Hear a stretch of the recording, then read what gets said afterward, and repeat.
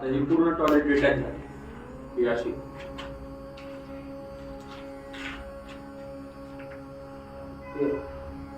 बरोबर. आता ही जी एनर्जी आहे इथून तुमच्या ईशान्य दिशेत येत होती ही पूर्ण बाहेरच्या बाजूला जाणार आहे बरं. तर मग हा आता टॉयलेट आपण पूर्णपणे डिटॅच करायचा वास्तूच्या दृष्टीने. तर हे जेव्हा टाईल्सच्या आतमध्ये जेव्हा तुम्ही फ्लोरिंग करणार ना माचन, त्या माचनच्या वरती ह्या स्ट्रिप्स घ्यायच्या आणि स्ट्रिप्सच्या वरती मग ते 1-1.5 इंचाची काय तुमची लेअर येईल त्याच्यावरती टाईल्स बसवायचे. त्याचा एक फोटो काढून ठेवा म्हणजे तुम्हाला दाखवायला बरं. तेरा भी डालना है इसमें ना? हाँ इतना ही भी डालना है इतना कितना 13 पीस है 13 एक बार देख के लो. इसके ऊपर का भी टॉयलेट तो करना है, उसके ऊपर का सब में डालना है ऐसे? सब में डालना है.